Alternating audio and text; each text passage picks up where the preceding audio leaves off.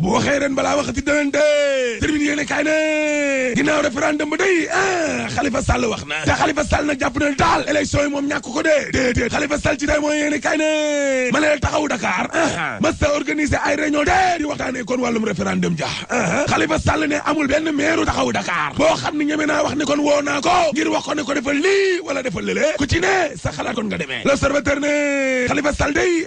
ci seen jotaay kon ci seen TV la waxee kon wax ja Ousmane Tanor Dieng te mooy yéene kaay ne ma ne la faute la lu defuwul la maanaam parti bi kon jël dogal ba pare nga dem nag def leneen ci référendum jo loolee erreur nag bu xasee ba am rek am na kon erreur la Khalifa Sall ci tribune yéene kaay ne le parti socialiste est un parti de débat waaw koy waay ku te ne la nga xalaat ngay wax ak am jom Ousmane Tanor Dieng ci témoin yéene kaay ne yëkkati daan rek ay sanction te ñi nga xam ne nag maanaam kon ñoo ñëwoon ca maison du parti socialiste day andi koy caxat-caxate Khalifa Sall ci tribune yéene kaay ne ña caxat-caxate kon parti socialiste noo ne loolu kenn mënu caa d'accord laa la wax kenn mënu koo cautionner parce que nit mënoon na faa dee marti Italie Khalifa Sall ne waaw man nag dama am lu ma mitti lool bu ñenn ñi demee bay xalaat ne kon def di ñaaw jooje man maa nekk ca ginnaaw grand place ne ñu doon wax naan nañ dax Khalifa Sall ci parti bi day Tanor Dieng nee na loolu d'accord ca la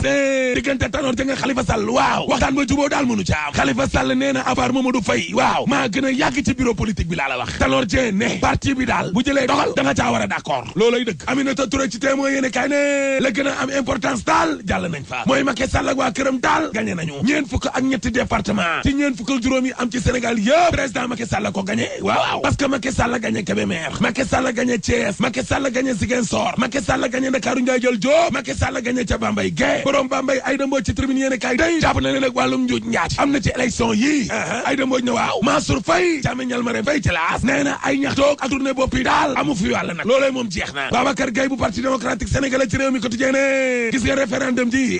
Macky Sall da ca laju kon ba maar jëy taali Babacar Gaye ne waaw parce que yow Macky Sall ñetti sénégalais yoo gis mënta génnee sax ñaar ya ngir ñu dem kon wote ji kon loolee moom daal la jë termine yéene kaay ne waa APR rek ñoo àndal day ca Touba Gueye waaw bëgg nañoo nag maanaam kon rectifier defaraat nag seen lajjate gi nga xam ne kon lajj nañ ko ca Touba goo Serigne Fallou Dieng ci tribune yéene kaay ne dinaa leen expliquer tey lan moo tax ba waa Touba mënuñoo wan naa su kon Macky Sall mi leen dañ koy rejeté bëgguñu ko bu njëkk ba mooy ci wàllum référendum ji lée ak yelleef di droit yi waaw ak wàllum góor jigéen yi nga xam ne kon moom lañ ko doon wax tey ma ne la expliqué wuñ ko nit ñi ba mu leer booy benn ñaareel ba gis nga Abdoulaye Wade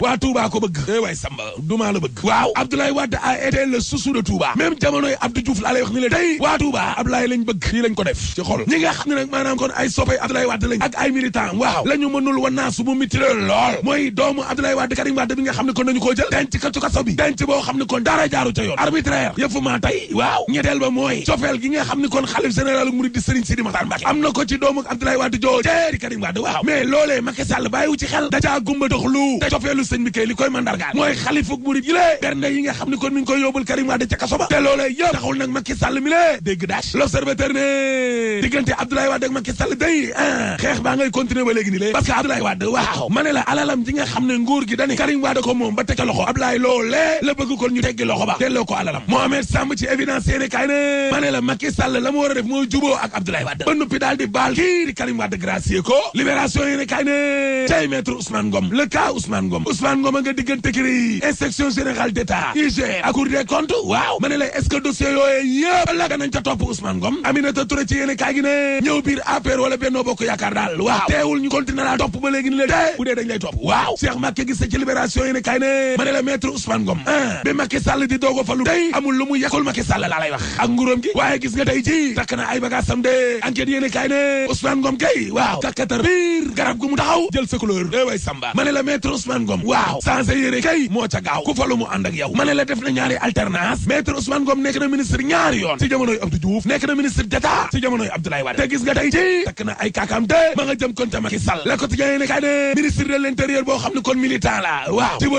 Ka day nee na loolu garaawatul daal way Samba wax waxe ma ne la Djibo Ka d'accordul woon benn yoon ci Abdoulaye Daouda Diallo waaye nee na tey ji day dajaat waxam ja de évidence yéene kaay ne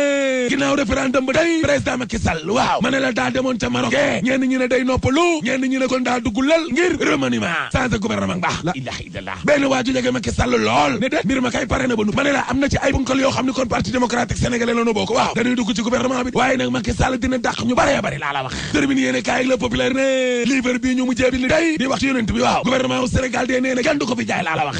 ginnaaw taxawaayu ONG Jamra guddi yu mucc gungan gi mi def alayhi salaatu wasalaam lañ bind ca moom a ñaaw waaw moo taxit Macky Sall day nee na kenn du ko fi jaay laa la wax l'observateur rek termine yéene kaay ne Taïb Socé day sonn na lool ca kaso ba bu ñu sukkandikoo ci forum du justiciable Taïb Socé daal waxuma la sax lox bi nga xam ne kon mi ngi koy lox waaye itam jabetam ba sonal la ko lool waaye tamit bët yi day neexatul gisam nga neexatul lii daal tax na nag ba forum du justiciable nee na Taïb Socé dañ koo war a may nag ab liberté provisoire bàyyi na gëndiko ngir wàllu wér-gu-yaramam allahu akbar dem naa ca lamb jë tribune soox ak suñu lamb ne booy boowul day daan na Koña Elton day daan na Tyson 2 zoom info ne waay takku suuf